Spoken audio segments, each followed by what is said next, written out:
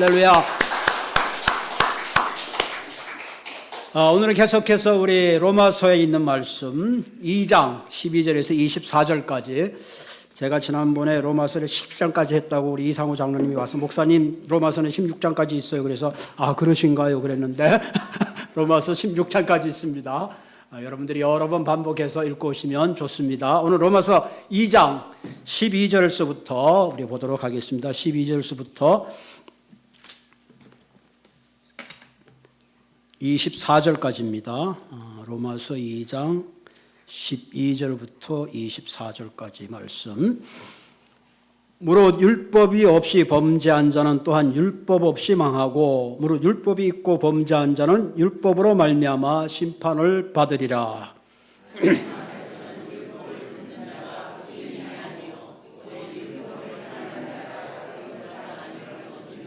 율법이 없는 이방인이 본성으로 율법의 일을 행할 때에는 이 사람은 율법이 없어도 자기가 자기에게 율법이 되나니,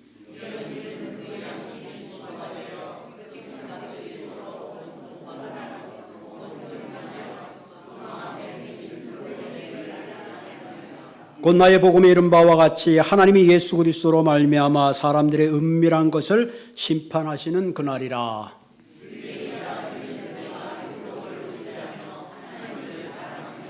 율법의 교훈을 받아 하나님의 뜻을 알고 지극히 선한 것을 분간하며,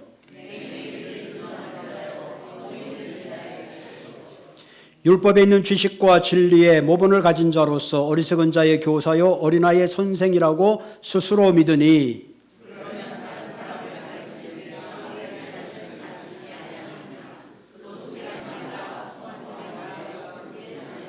간음하지 말라 하는 내가 간음하느냐? 우상을 가증히 여기는 내가 신전의 물건을 도둑질하느냐?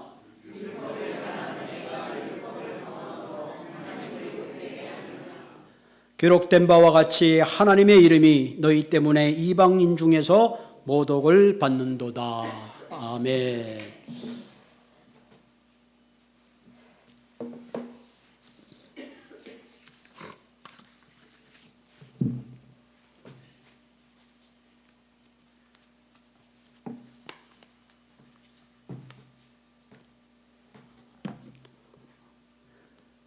로마서 오늘 2장의 말씀은 우리의 삶 가운데 영적 계기판이라는 제목으로 한번 말씀을 나누려고 합니다. 로마서 우리 그 구절 한번 쫙 한번 다시 올려주실래요?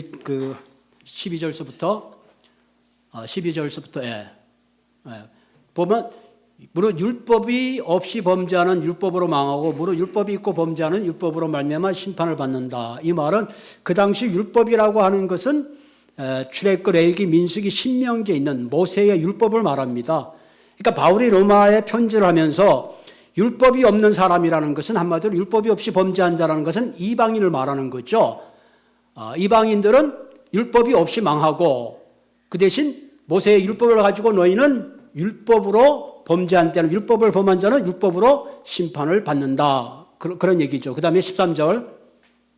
자, 하나님 앞에서 율법을 듣는 자가 의인이 아니요 율법을 행하는 자라 의롭다 하물며, 너희들이 모세의 율법을 가졌으면 그 율법을 들어서는 안 되고 그대로 행해야지만이 진정한 의미에서 하나님 앞에 의로움의 여김을 받는다. 그런 뜻입니다. 14절. 자, 율법이 이방의 본성으로 율법의 일을 행할 때는 이 사람이 율법이 없어도 자기가 자기에게 율법이 된다니, 이 말은 그 사람들은 모세의 율법을 모르기 때문에 자신들이 죄를 범하게 되면 그 사람이 율법이 없기 때문에 스스로 자기가 율법이 된다는 말이 있는데, 그게 15절에 나옵니다. 뭐가 율법이 되냐면은 양심, 하나님이 주신 양심을 따라 너희들이 하나님의 심판 때에 너희들이 착한 일을 했느냐 나쁜 일을 했느냐에 따라서 너희들이 그 행위를 따라서 심판을 받는다. 그런 얘기를 하는 거죠. 16절. 그러나 율법이 있는 자는 율법의 기준에 대해서 하나님의 심판을 받고, 율법이 없이 범죄한 자는 자기네 양심을 따라서 하나님의 심판을 받고, 나머지 세 번째 얘기는 결국은 마지막 날에 예수 그리스도로 말미암아 선악간의 모든 일을 심판하신다. 그런 뜻입니다. 그죠? 그 다음에 17절. 그래서 17절, 18절, 19절 나가면, 유대인으로 너희들이 율법을 자랑하는데 정말로 그 자랑에 참되냐? 너희들이 스스로 교사요 모든 일에 모범이 된다고 말하면서 그대로 행하지 않는다면 오히려 너희들은 스스로 속이는 자다. 율법을 알면서도 스스로 속이고 간음하지 말라 그러는 너희들이 간음을 하고 도둑질하지 말라는 너희들이 도둑질한다면 너희들의 그런 행위 때문에 오히려 하나님의 이름이 욕을 먹는다. 그런 얘기를 지금 하고 있습니다. 제가 성경 구절을 한번 이렇게 다시 여러분들하고 한번 나눈 이유는 오늘의 말씀을 우리가 들을 때에 이런 자동차 할 때 내비게이션을 가지고 이렇게 찾아가면 쉽듯이 한번 이런 이해를 가지고 말씀을 들으며 큰 깨달음이 있을 줄 생각합니다. 자, 오늘의 설교 제목이 영적 계기판이라는 제목으로 말씀을 나누려고 하는데요. 여러분 요즘 자동차를 타면은 굉장히 그 계기판들이 다양합니다. 옛날에는 오일이라든가 대충 가스 정도가 계기판에 나왔는데요. 요즘은 별게 다 나와요. 그래서 심지어는 타이어 프레셔까지. 타이어 바람만 조금만 나가도 막 빽빽빽 소리가 나서 별거 아닌데 좀 나가도 그리고 심지어는 시펙트 안 맨다고 또 막 소리가 나가지고 아주 시끄러워서 아주 귀찮아 죽겠어요. 근데 여러분이 이 자동차 계기판이 들어올 때는 반드시 이유가 있어서 들어옵니다. 계기판에 뭔가 심각한 사인이 들어오고 빨간불이 들어오면 반드시 점검을 하는 것이 안전에 필요합니다. 특별히 비행기는 계기판에 고도의 높이가 알려줍니다. 그 고도의 높이가 너무 낮다고 빨간불이 들어오면 빨간불을 들어오는 걸 무시하게 되면 어떻게 될까요? 비행기가 결국은 산에 부딪히거나 다른 데 부딪혀서 추락하는 그런 어처구니 없는 일이 변하겠죠. 이처럼 우리의 삶 속에 인생 가운데도 계기판이 있습니다. 여러분 감기가 오기 전에 반드시 사인이 있죠. 목이 따끔따끔하다든가 뭔가 몸이 으슬으슬 춥다든가 기침이 난다든가 콧물이 난다든가 그럼 뭐예요? 감기 증상이 있구나. 그럼 뭘 먹어야 되죠? 감기 증상이 있으면 어떻게 해야 돼요? 예? 뭐 판코를 먹든지 타이레놀을 먹든지 아니면 우리 그 나이키를 먹든지 그래서 조기에 약을 쫙 먹으면 훨씬 더 건강이 좋습니다. 우리가 잘 아는 데가 시카고 윌로우 크릭 총체 빌 하이빌 목사님이 원래 청년 사역을 하셨던 분입니다. 이분이 1975년도에 교회를 개척했는데 굉장히 교회 속도가 빨랐어요. 불과 굉장히 8만 명, 9만 명 이상 모였습니다. 그러다 보니까 사역하는데 너무 지쳤어요. 어느 날 설교를 하려고 사무실에 앉아 있다가 그만 졸도하고 쓰러져 버리고 말았습니다. 이분이 병원에 가가지고 치료를 받고 잘 회복하고 돌아와서 다음 3가지의 중요한 계기판을 점검하라 그런 메시지를 내놓았다고 합니다. 그분이 첫째로 얘기한 것이 육체적 계기판, 소위 말하면 영적인 계기판 전에 육체적인 우리가 신호가 오잖아요. 자기 건강관리, 흔히들 말할 때 건강은 건강할 때 잘 관리해야 된다 그런 말씀을 하시잖아요. 저도 보면 비교적 건강한 편입니다. 제가 97년도에 목회를 시작했는데 2025년도 10월 26일까지 제가 아파가지고 강단을 지키지 못한 적은 없어요. 할렐루야. 그럼 그동안 하나도 안 아팠느냐? 그동안 아팠어요. 그래도 주일날 죽게 아니면 까무러지기로 설교를 했습니다. 지난 한 2주 동안 제가 좀 감기가 있었어요. 보통 감기가 걸리면 보통 기침 나고 콧물 흐르면 나이키를 먹고 한 2, 3일 푹 자고 나면 감기가 회복되고 그랬어요. 근데 이번 감기는 무려 한 2주. 그래서 어제 토요일, 오늘 조금 낮았어요. 그러니까 어떤 분들이 목사님 굉장히 빠졌네요. 그래서 제가 빠진지 몰랐어요. 그래서 제가 원래 몸무게가 한 163 정도 나가는데 어제 재봤더니 155. 그렇게 한 8파운드 정도 줄었더라고요. 이번 감기는 이상하게 식은땀이 나요. 제가 원래 땀이 없거든요. 식은땀이 나고 자고 일어나면 옷이 다 젖어서 옷을 갈아입고 그랬는데 지난주에도 설교를 하면 식은땀이 계속 나가지고 혼이 났어요. 근데 다행히 오늘 많이 낫습니다. 할렐루야. 많이 낫습니다. 그 어떤 분이 목사님 살이 빠지니까 더 멋지네요 그러시더라고요. 어쨌든 자기의 건강에 시그널이 있을 때에 그것을 미리미리 잘 체크하는 것이 참 필요합니다. 아마 이번에 그 시에라리온의 김성임 선교사님도 아마 너무 사역에 열심히 하다 보니까 그런 시그널을 무시해서 결국 그런 일을 당하지 않았나 그런 생각을 합니다. 건강의 시그널 우리가 미리미리 잘 챙기는 것이 참 필요합니다. 두 번째 우리가 점검해야 될 것은 감정의 게시판입니다. 내 감정의 상태가 어떤가. 별일 아닌데도 보통 때는 넘어가는데 이상하게 요즘 자꾸 화가 나고 예민해진다. 그럼 뭔가 내 감정의 한 구석이 상해서 그렇습니다. 옛날에는 별일 아닌데 어떤 일이 만나게 되면 막 가슴이 벌렁거리고 초조하다. 왜 그런가? 점점 내 감정이 상해서 그렇습니다. 그땐 자신의 감정을 돌봐야 됩니다. 옛날에는 친구가 전화하면 기뻤는데 요즘 친구가 전화하면 나가기도 싫고 사람 만나기도 귀찮다. 뭔가 내 마음에 상한 감정이 있습니다. 그래서 자신의 그 감정을 잘 돌보는 것이 필요합니다. 그 원인이 스트레스도 있고 지나친 걱정일 수도 있고 그런 것들이 잘못해서 폭발하게 되면 결국은 더 큰 인간관계에 큰 어려움을 겪게 되는 거죠. 그래서 자신의 감정을 잘 돌보는 것이 참 필요합니다. 그것을 잘 해결하는 방법은 자신의 스트레스를 잘 흘러가게 여러 가지 좀 이렇게 여행을 한다든가 뭔가 삶의 새로운 리듬을 이렇게 가지고 오면 훨씬 더 도움이 됩니다.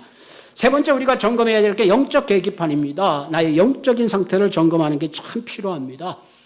옛날에는 주일이 언제 오나 주일 오는 것이 기다려졌는데 요즘은 괜히 주일 오는 것이 너무 빨리 오는 것 같고 괜히 교회 오는 것이 귀찮고 습관에 빠질 때가 있습니다. 옛날에는 목사님의 설교를 들으면 내게 한 말씀 갖고 참 은혜가 됐는데 요즘 교회만 오면 설교만 시작하면 잠이 오고 깨고 나면 강구 시간이고 그러면 뭔가 나의 영적 문제가 생겼다. 그렇게 진단할 수 있죠. 옛날에는 교회에서 음식을 하고 봉사하는 것이 너무 기뻤는데 요즘은 왜 이렇게 시작대가 자주 다가오는지 그냥 나만 이런 일을 해야 되나 하고 뭔가 책임감이 느껴지고 있다면 나에게 뭔가 영적 그런 계기판에 문제가 생겼다. 그렇게 진단할 수가 있겠죠. 어쨌든 간에 이런 육체적인 거, 감정적인 거, 영적 계기판의 모든 것들을 우리가 잘 관리하고 점검하는 것이 참 필요합니다. 그런 의미에서 오늘 본문에서는 이런 영적 계기판에 빨간불이 들어왔을 때 다시 말하면 하나님께서 우리 인생을 심판하실 때 어떤 기준으로 심판하고 계시는가 하는 중요한 세 가지를 먼저 바울은 소개하고 있죠. 오늘 본문 12절에 보면 물론 율법이 없이 범죄하는 자는 또한 율법 없이 망하고 무릇 율법이 있고 범죄한 자는 율법으로 말미암아 심판을 받는다. 그 심판의 기준이 뭐냐? 양심이 증거가 되어 서로 고발하고 변명한다 하는 거죠. 하나님이 우리를 심판하는 첫 번째 기준은 지금 말하면은 율법을 알지 못할 때 인간이 가지고 있는 양심이죠. 양심. 양심이라는 게 저마다 다 하나님이 창조하실 때 우리에게 양심이라는 바로메터를 심어놨습니다. 그런데 문제는 이 양심이 늘 깨끗하고 정당하냐? 그렇지가 못합니다. 창세기 보면 아담 이후로 하나님께서 우리에게 주신 그 양심은 무디고 깨어져 버리고 말았습니다. 여러분 인간이 아무리 도덕적으로 윤리적으로 바로 산다고 할지라도 그 양심적 선언이 반드시 옳은 기준이 될 수가 없습니다. 맞는 예가 아닌지는 모르겠지만 만약에 식인종이나 문화의 양심 속에서 그런 삶을 살았던 사람이 과연 그 일에 대해서 양심의 가책을 느낄까요? 느끼지 못하겠죠. 그러면서 율법이 없이 결국은 인생을 하나님이 심판하실 때는 그들의 행위의 결과를 따라서 심판한다. 그런 의미입니다. 그 말은 뭐예요? 인간의 윤리와 양심은 온전하지 못하기 때문에 인간의 행위를 따라 하나님의 심판을 피해갈 수 없다. 그런 얘기를 하는 거죠. 그러면 두 번째는 뭐예요? 율법이 있는 사람은 뭘 따라 심판하느냐? 너희들이 모세가 준 율법을 알기 때문에 율법의 기준을 따라 살았으면 율법의 기준에 온전히 잘 살았으면 하나님께서 의롭게 심판하지만 율법을 어기고 잘못 살았다면 그 율법의 기준에 따라서 너희들을 심판하겠다 하는 거죠. 자, 그럼 하나님께서 왜 모세에게 율법을 줬느냐? 여러분 헌법이 있고 기준이 있는 이유는 뭐예요? 사람들이 그렇게 살도록 기준을 만들어 놨습니다. 그 얘기는 그 기준대로 살지 못하기 때문에 그렇죠. 도둑질하지 말라고 법을 만들어 놨지만 도둑질하는 사람이 생기고 살인하지 말라는 법을 생겨놨지만 여전히 살인을 하는 거죠. 다시 말하면 율법의 기준이라는 것은 사람이 온전히 선하게 살 수 없음을 극명하게 보여주는 기준이 된다. 그런 얘기를 하는 거죠. 그런 의미로 봤을 때에 아무리 우리가 율법의 기준대로 산다고 할지라도 결코 인간은 하나님의 심판을 면해갈 수 없는 그런 존재이다 하는 선언을 하고 있습니다. 세 번째가 16절에 있는 말씀입니다. 16절에 보면 곧 나의 복음 이른 바와 같이 하나님이 예수 그리스도로 말미암아 사람들의 은밀한 것을 심판하시는 그날이라. 하나님이 심판하신 그날의 마지막 기준이 뭐냐? 복음을 통해서 예수 그리스도가 결국 우리의 구원의 시작이요 심판의 마지막이 된다 하는 거죠. 하나님 우리를 심판할 양심을 따라 율법의 기준을 따라 심판하지만 결국은 맨 마지막에 예수 그리스도를 통해서 최후의 심판의 중요한 바로메타가 된다. 그런 말씀을 하고 있는 것입니다. 요한복음 14장 16절에 보면 내가 곧 길이요 진리요 생명이니 나로 맘지 않고는 아버지께로 올 자가 없다. 그런 말입니다. 그런 얘기를 하고 있는 거죠. 다시 말하면 우리의 인생이 예수 그리스도 없이는 구원이 불가하고 결국은 회복에 불과하고 그 심판의 기준도 예수 그리스도를 통하여 복음을 통하여 우리에게 그것을 기준으로 삼는다. 그런 중요한 메시지를 주고 있습니다.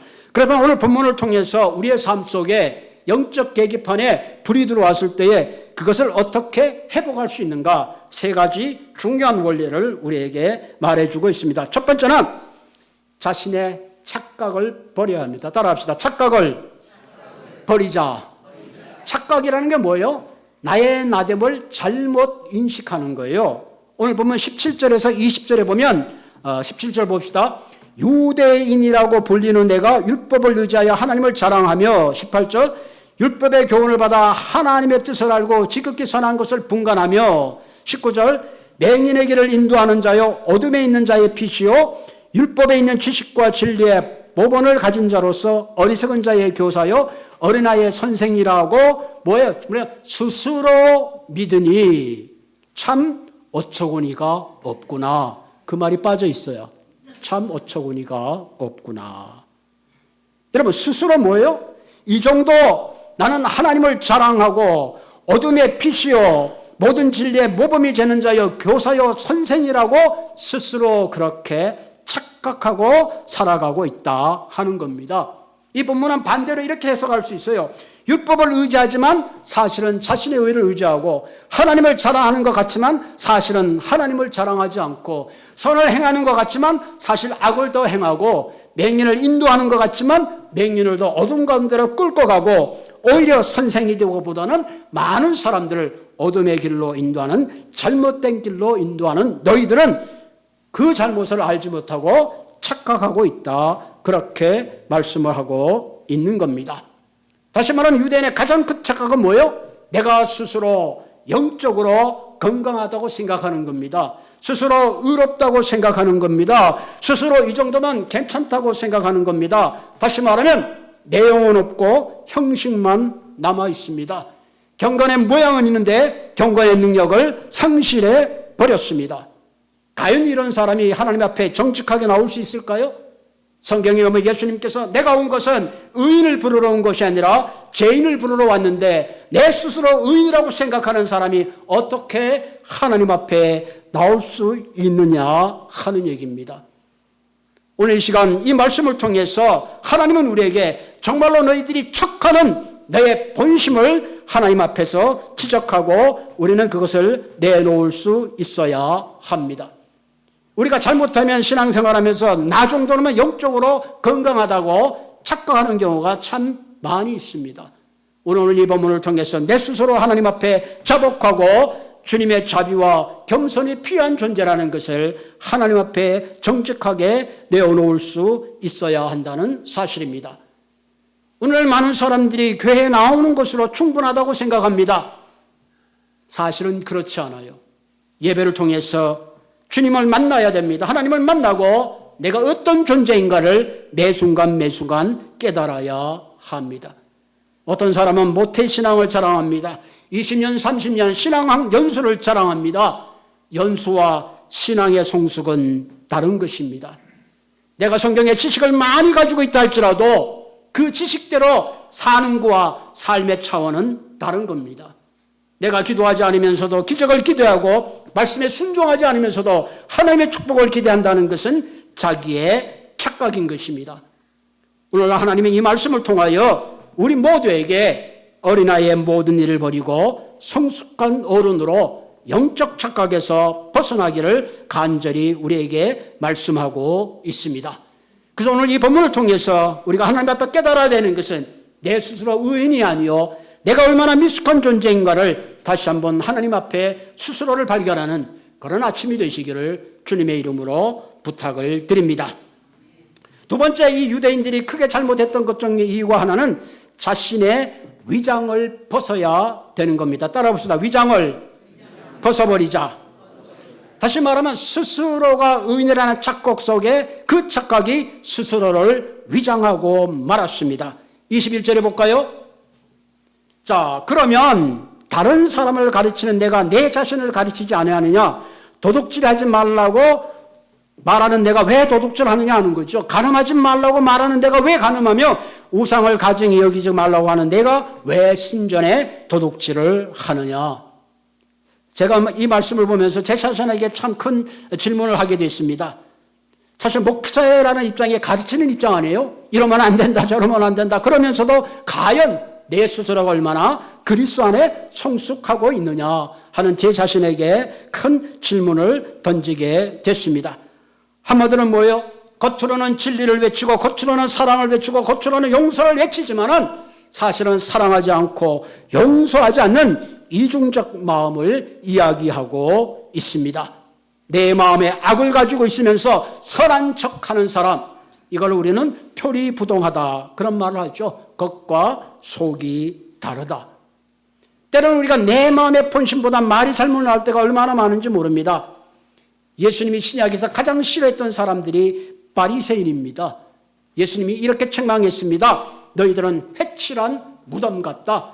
이스라엘 무덤은 평평한 무덤입니다. 한국에 이렇게 쌓아놓잖아요. 평평한 무덤인데 그 무덤을 가까이면 부정하기 때문에 그 무덤에 회칠합니다. 허옇게 칠해가지고 여기 무덤이 있으니까 조심하라고 그런 표현을 합니다. 그러나 실제로 회칠을 해서 허옇게 보이지만 그 안에는 시체가 썩은 냄새가 있고 온갖 누추한 것이 그 안에 있는 거죠. 다시 말하면 그들의 마음속에 겉으로는 거룩해 보이지만 실제 그 내면은 교만과 위선으로 꽉 차 있는 그들을 질타하신 거죠. 어떤 문안에 보면은 이런 얘기 있습니다. 피 흘리는 바리새인이라는 표현이 있습니다. 이 피 흘리는 바리새인의 표현이 뭐냐면은 이 바리새인들이 가다가 가늠하지 말라 그랬는데 이 나쁜 여인이 오면 그 여인을 보지 않고 막 걸어가다가 돌에 부딪혀가지고 머리에 피가 납니다. 그럼 길을 가다가 그 피를 닦으면서 뭐라 그랬습니까? 나 이 정도 경건한 사람이야. 여러분 이마에 피가 났다고 경건해 줍니까? 정말로 중요한 것은 그 내면에 참된 의로움과 경건이 없다면 아무리 외식적인 걸 할지라도 결코 하나님 앞에서는 그것이 악이 될 수밖에 없다는 사실입니다. 하나님은 우리의 중심을 보시는 그런 분입니다.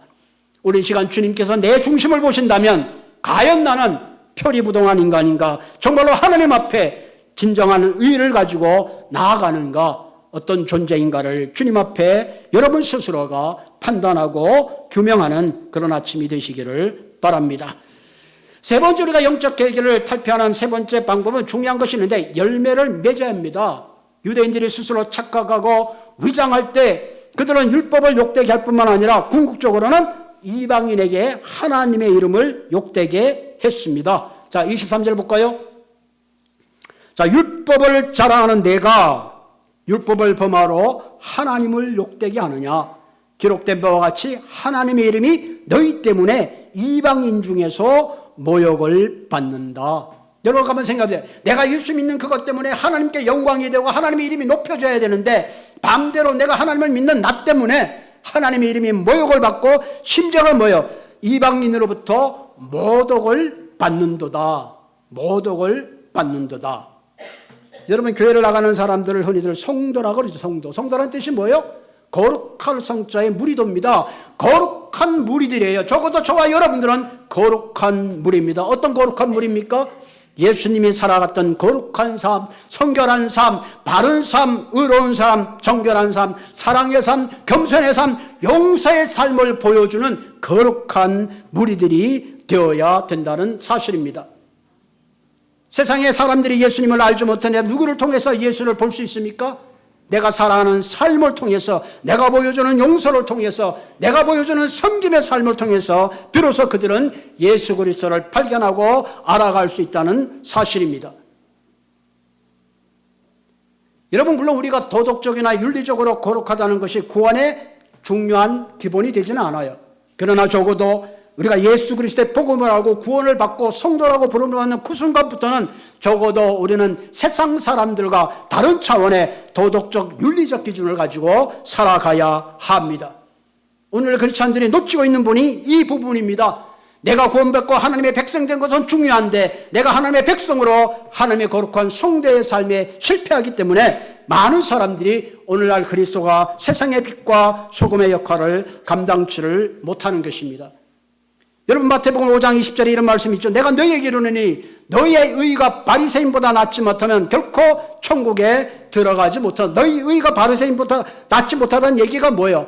바리새인들은 하루에 2번 금식했습니다. 일주일에 2번 금식했습니다. 하루에 3번 기도했습니다. 심지어는 그들의 11조를 벼에 이삭의 개수를 쉬면서 정확하게 하나님께 11조를 드렸습니다. 여러분 우리 가운데 정말 일주일에 2번 금식하고 하루에 3번 기도하고 벼 이삭의 숫자를 쉬어가면서 하나님께 11조 드리는 사람이 누가 있습니까? 이 말은 뭐예요?